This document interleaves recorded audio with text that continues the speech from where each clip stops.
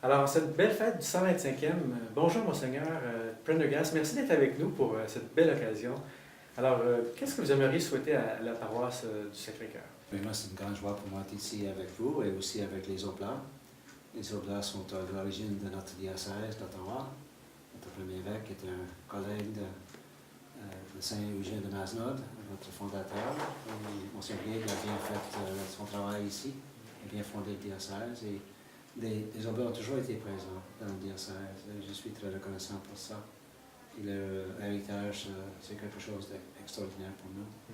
L'Université de Saint-Paul, l'Université d'Ottawa, toutes les ressources que vous avez mises à la disposition de notre diocèse, ça vaut la peine, ça fait. Et aussi, vous avez encore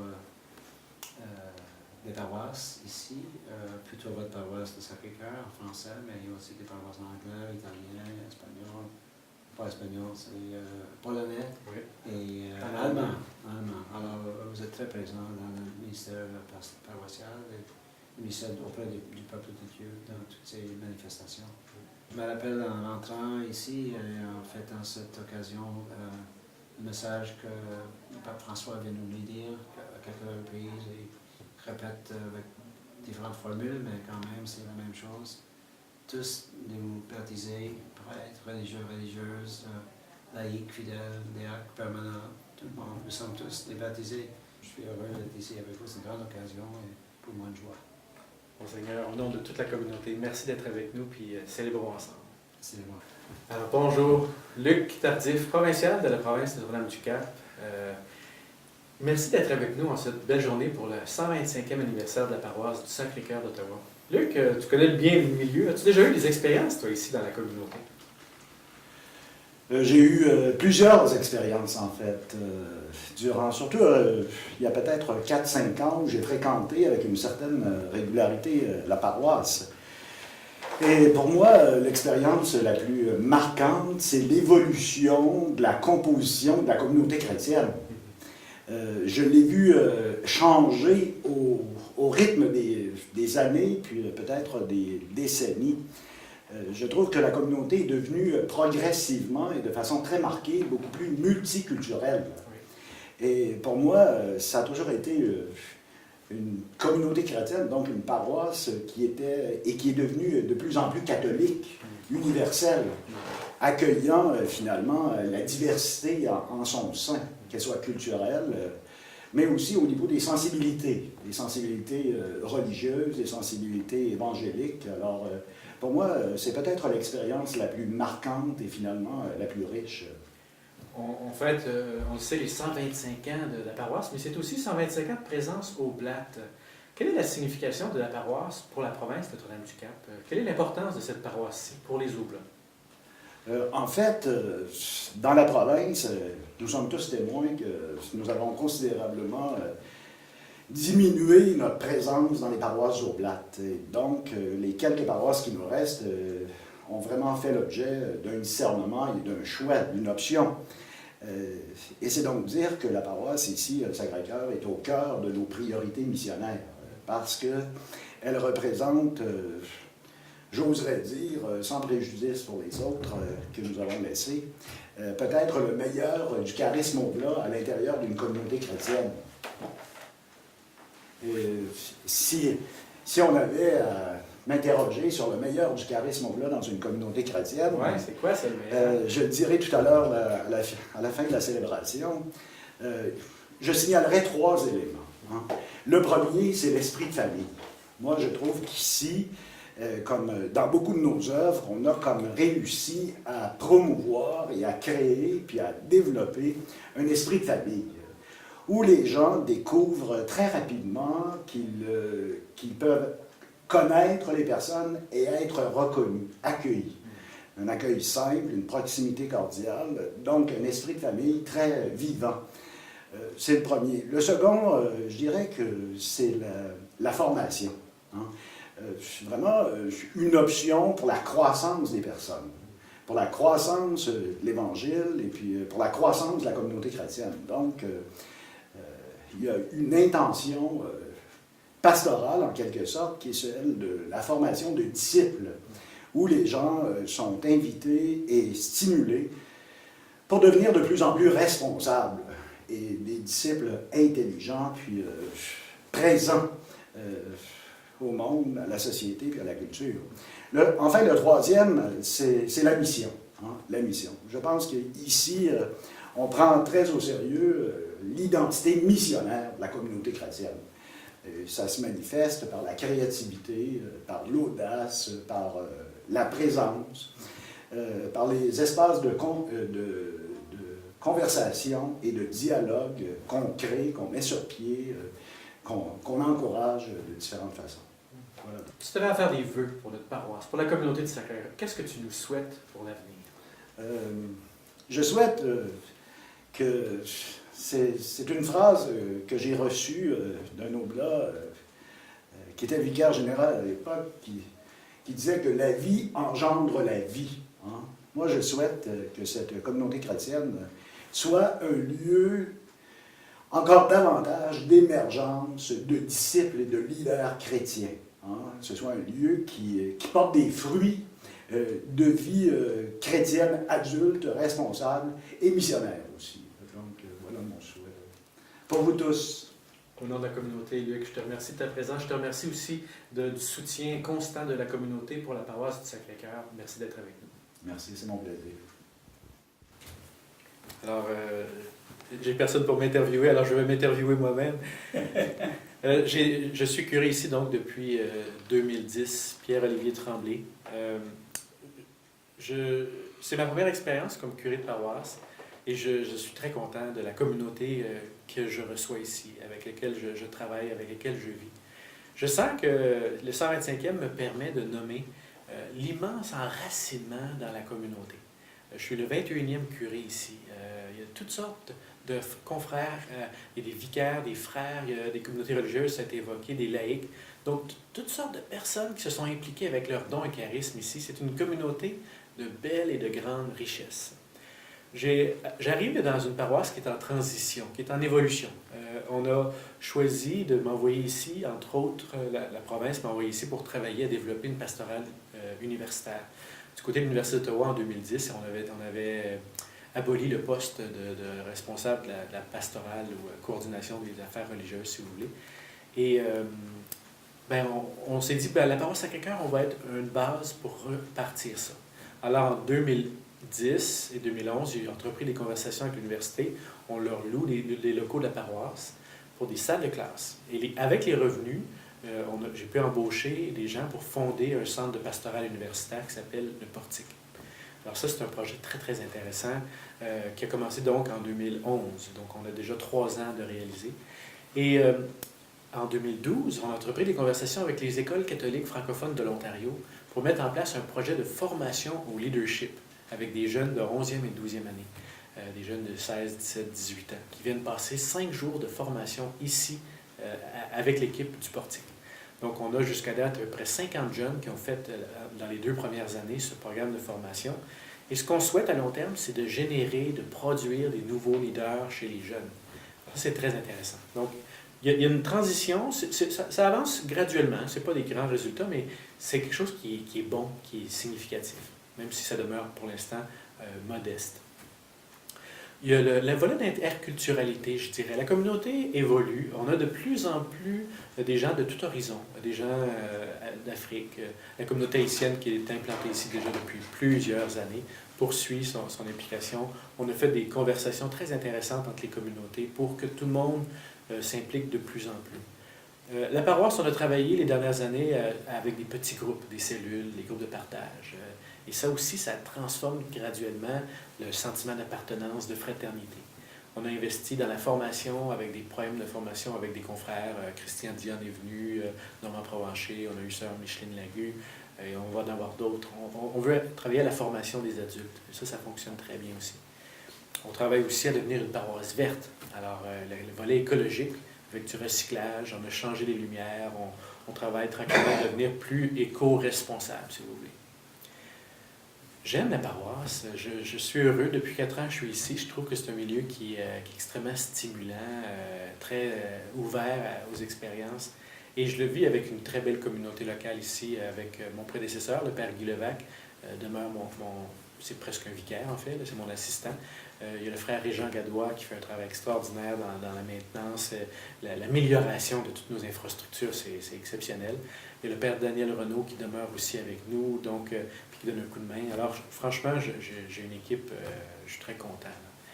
Alors, si je regarde le présent, je sens que la communauté est en train de devenir une communauté de plus en plus co-responsable et on veut devenir une communauté missionnaire. L'avenir de la paroisse, personne ne peut le dire, mais moi j'ai confiance à l'heure actuelle. Je sens qu'on a un rôle important, on est bien situé, on est dans un endroit stratégique, en plein cœur du milieu universitaire. On a un bel édifice, on a surtout l'acquis d'une communauté de gens extraordinaires. Puis l'Esprit Saint fait son œuvre à travers ça. Mon souhait, c'est qu'on se laisse guider par l'Esprit, qu'on accepte de se laisser déplacer aussi, peut-être d'aller plus loin dans le volet missionnaire. On va poursuivre cette réflexion-là.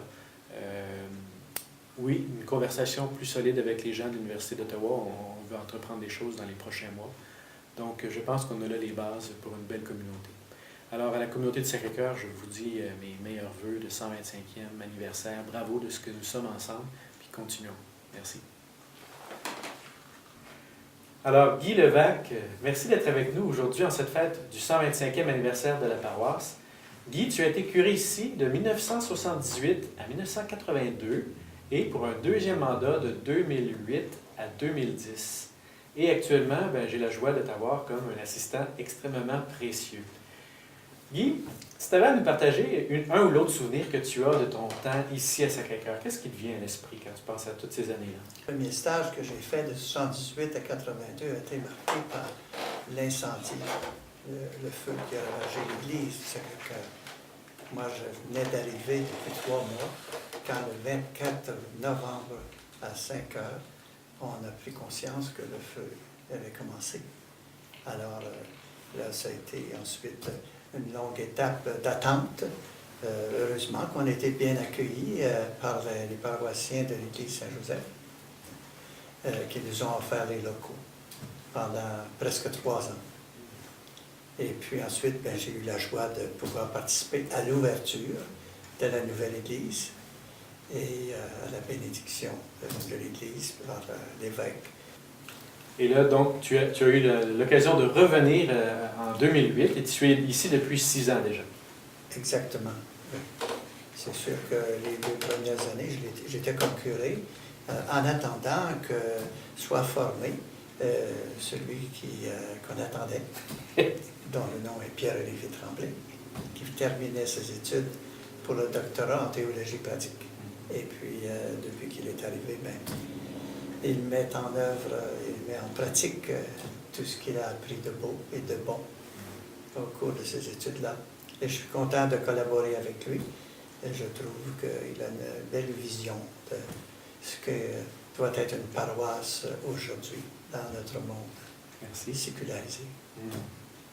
Parle-nous de la communauté de Sacré-Cœur. Sont comment les gens ici à Sacré-Cœur? Bien, c'est sûr que c'est varié, là. Je pense qu'en général, les gens ont un bon sens de l'appartenance à leur Église, à leur communauté chrétienne, et puis un bon nombre aussi parmi eux qui peuvent offrir du bénévolat, nous aider dans la pastorale, dans les différents services qu'on peut offrir à la paroisse. Et un dernier service vient d'être mis sur pied, c'est le comité des malades. Oui, parle-nous-en un petit peu. Je pense que c'est un comité qui est juste en train de se mettre en branle, là. Alors, mais je pense que ça va assurer une bonne présence pour nos malades de la paroisse en essayant d'impliquer le plus possible toute la communauté dans ce ministère-là. Si tu regardes vers l'avenir, Guy, quel souhait est-ce que tu ferais pour la paroisse du Sacré-Cœur, pour la communauté? Disons que pour l'avenir plus immédiat, je souhaite que s'intensifie la co-responsabilité avec l'Université d'Ottawa. Oui. Il y a déjà des liens de créer, mais qu'on puisse intensifier ces liens-là, développer un peu plus de collaboration ensemble. Et aussi, bien, en même temps, intensifier la pastorale auprès des jeunes. Il y a déjà un beau chemin d'ouvert avec le portique. Et il s'est appelé à s'agrandir, à se développer davantage au cours des prochaines années. Alors Guy, Voilà. au nom de la paroisse, au nom de la communauté du Sacré-Cœur, je veux te dire un immense merci pour toute ta présence, ton service. Merci aussi pour les mots que tu viens de nous adresser. Je vous en prie. Alors Gilles Patry, je suis très content de te retrouver ici en cette fête du 125e. Gilles, tu as été mon formateur dans mes années de préparation à la prêtrise. C'est vrai, c'est vrai. Tu as été curé ici de 1995 à 2005. Non, de 1999. Tu as raison, 99 à 2005. Sauf qu'en 98, à l'automne 98, j'avais été le remplaçant de Guy Fortin, qui était à la session de ressourcement à Aix. Alors j'avais peut-être fait quelques temps, quelques mois. OK. Alors, veux-tu nous partager quelques-uns des souvenirs de ton séjour ici? Mon souvenir, je peux bien en partager quelques-uns, mais j'en ai tellement d'autres. Les diverses ordinations qu'on a eues dans la paroisse.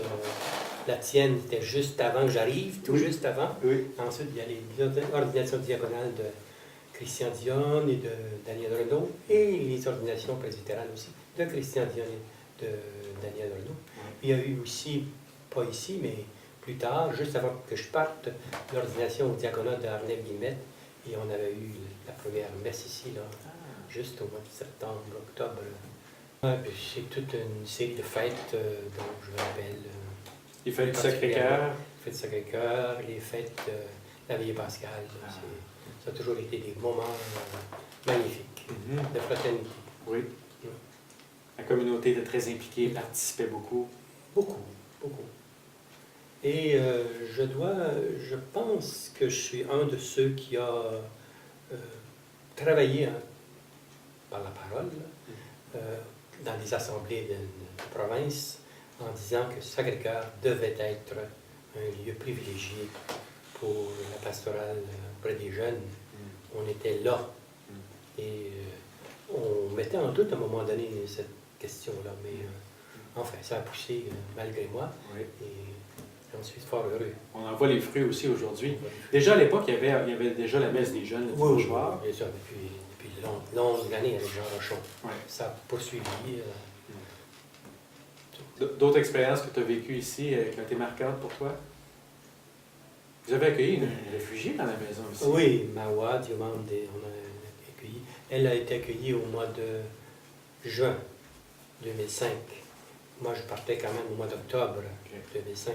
Alors, elle a poursuivi son sanctuaire, son internat ici jusqu'au 24 juin 2006. Elle a été 362 jours en sanctuaire, sans sortir de ses murs. Grâce à l'accueil des Oblats de la maison ici, puis de la collaboration avec Saint-Joseph, qui était une complicité tout à fait remarquable. Ces gens-là sont engagés très solidement au niveau de la justice sociale, et puis c'est grâce à eux. Nous, on ferait le local, mais eux ont offert. Il y avait des bénévoles aussi de Sacré-Cœur, mais aussi beaucoup de bénévoles de Saint-Joseph. C'était une expérience très forte.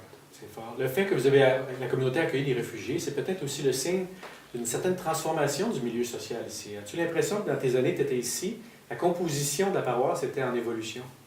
Plus d'immigrants? Oui, il y avait déjà un passablement d'Africains de l'Ouest, le Sénégal, Burkina Faso, Cameroun, tous ces pays de l'Est. Et il y en avait beaucoup, mais ils n'étaient pas extrêmement impliqués quand même, sauf quelques-uns.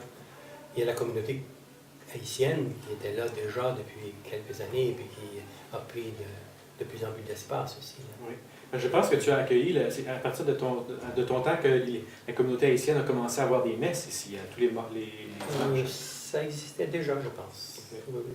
Oui, ça existait déjà. Puis vous avez accueilli les Ukrainiens aussi à voir? Un bout de temps, oui, c'est vrai. J'avais perdu ça de vue, mais oui, on les avait accueillis ici. Ils nous dérangeaient pas beaucoup. Alors, ça a été des belles années pour toi, Gilles? Des années je crois, d'implantation. On continuait ce qui était déjà commencé, puis ça a continué après aussi. Je suis très heureux. Je souhaite de longue vie à Sacré-Cœur. Justement, si tu avais à faire des vœux pour la communauté, qu'est-ce que tu nous dirais? Bien que les jeunes prennent toujours de plus en plus de place, ce dont on parle aujourd'hui avec Evangelii Gaudium, Oui. la fameuse lettre apostolique, là, souvent on dit qu'une paroisse doit devenir missionnaire, mais missionnaire à cause des personnes qui sont là, qui travaillent sur le terrain, qui sont engagés au nom de l'Évangile. Ces jeunes-là qui viennent, comme je disais, la plupart de ces jeunes, la plus grosse majorité de ces jeunes viennent du nord de l'Ontario ou du sud de l'Ontario. Et j'avais déjà dit aux prêtres à une réunion des prêtres francophones de l'Ontario que nous, à Sacré-Cœur, nous récoltions ce qu'eux ont semé chez eux. C'est très vrai. Ils étaient très d'accord avec une idée comme celle-là, parce que ces jeunes partent chez eux, et ils arrivent à Ottawa, puis ils trouvent un milieu où ils peuvent encore célébrer leur foi, ce qui n'est pas partout. Exact. Alors, Sacré-Cœur est un lieu privilégié pour la foi des jeunes. Gilles, au nom de la communauté de Sacré-Cœur, je te remercie Merci. et de ton séjour et de tes bons mots que tu viens nous adresser. Merci, c'est un plaisir. Alors bonjour, bienvenue à Gilles Comeau en cette fête du 125e anniversaire de la paroisse. Gilles, tu as été curé ici de 1991 à 1993. Aurais-tu goût de nous partager quelques-uns de tes souvenirs? Même si je n'ai été ici que 2 ans, j'en garde un souvenir encore très vivant et très beau. Et puis, même si j'ai été seulement 2 ans, un bel arbre à côté du presbytère rappelle ma présence. D'après moi, c'est le plus beau qu'il y a sur le terrain, le plus vivant. Oui, évidemment, c'était une belle période de vie. D'ailleurs, je pense qu'à Sacré-Cœur, il y a toujours de la vie, puis il y en aura toujours également.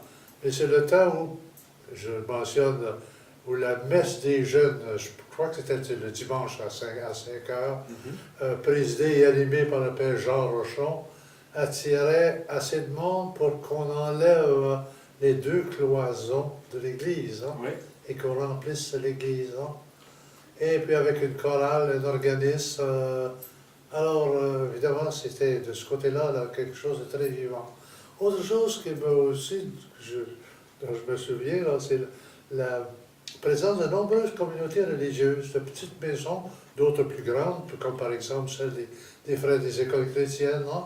Mais il y avait également les frères de l'instruction chrétienne, il y avait les sœurs blanches d'Afrique, il y avait les sœurs de Sainte-Anne, il y avait les filles de la sagesse, peut-être que je les ai mentionnées déjà. En tout cas, 10 ou 12 communautés différentes. Hein. Alors, on était en même temps, je peux dire, un petit peu comme l'aumônier de ces petites communautés-là. Puis évidemment, il y a l'apport assez riche des membres de ces communautés-là à la vie paroissiale. Il y avait des laïcs engagés. Je souris parce que ces mêmes laïcs que j'ai connus il y a déjà une vingtaine d'années, alors plusieurs d'entre eux sont encore dans la paroisse. Alors ça l'a dit, c'est le produit des fruits qui demeure, ça. Oui, et puis c'est des gens dont, comment je dirais ça, dont je ne les qualifierais pas comme les vieux paroissiens. Hein?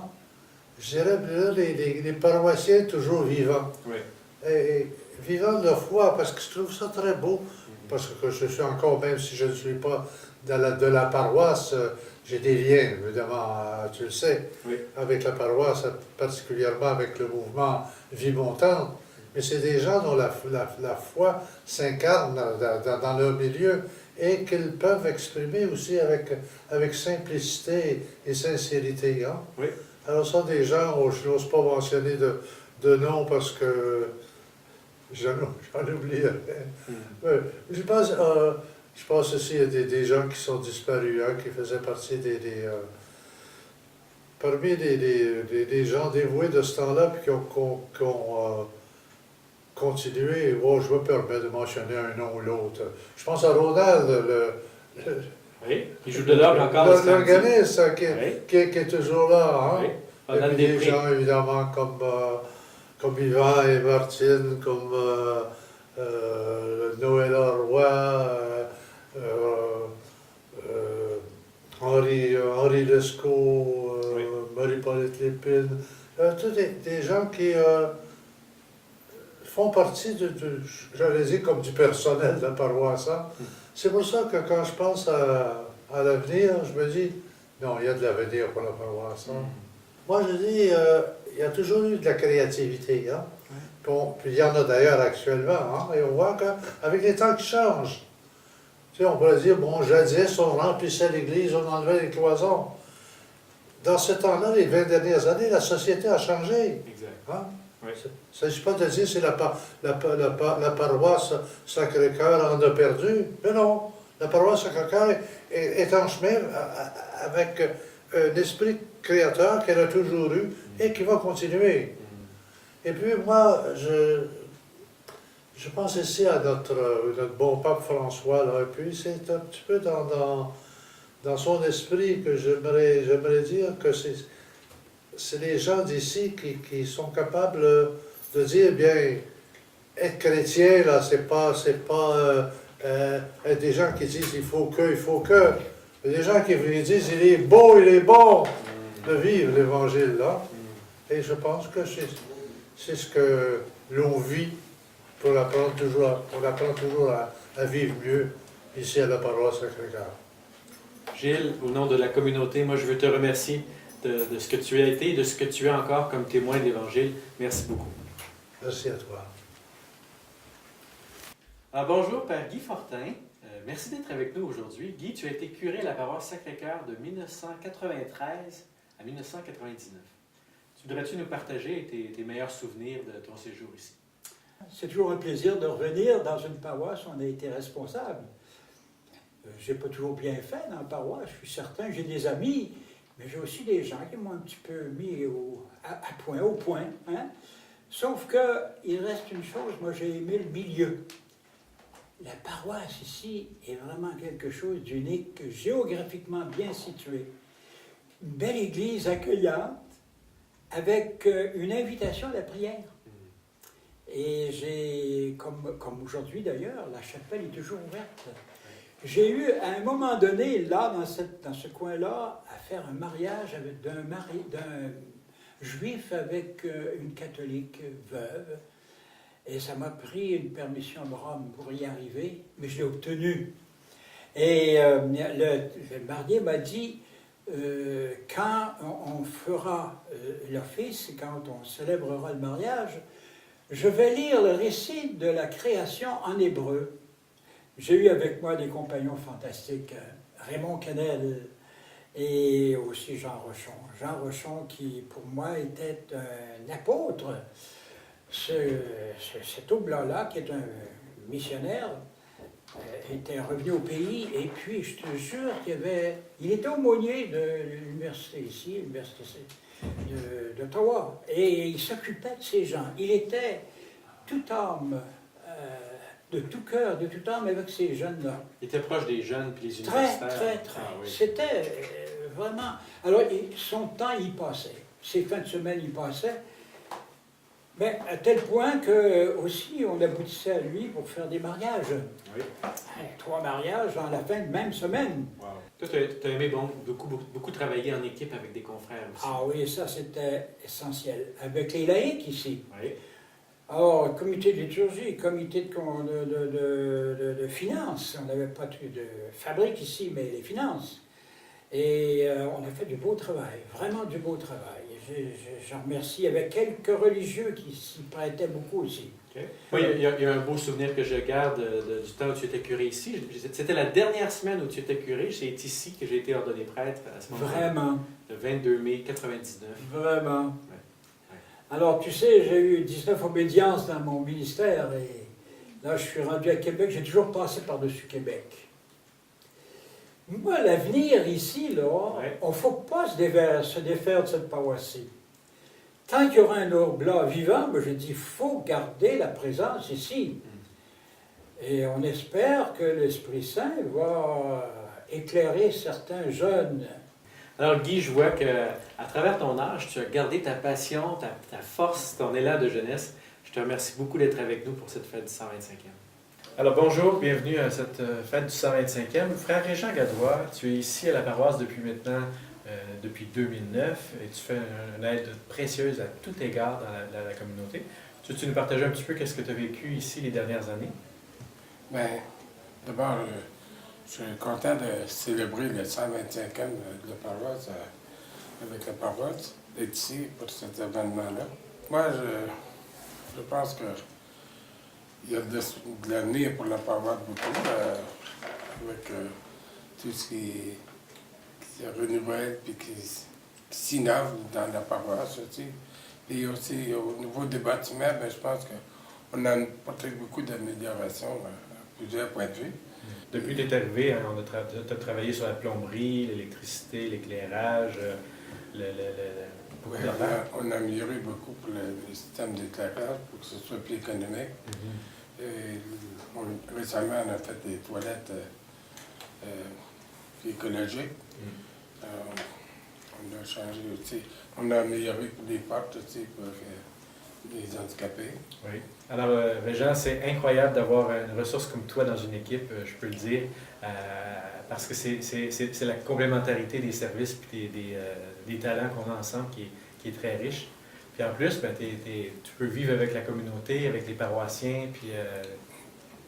Oui, puis je pense que j'apporte un apport pour la communauté aussi, pour faire l'épicerie, partager les tâches aux presbytères aussi. Alors, si tu avais un souhait pour les 125 ans de la paroisse, qu'est-ce que tu souhaites à la communauté? Bien, que les jeunes s'impliquent plus, d'abord commencent à en avoir, puis je pense qu'il y a de l'avenir parce qu'on voit beaucoup de jeunes. J'espère qu'un jour, ils vont s'impliquer aussi.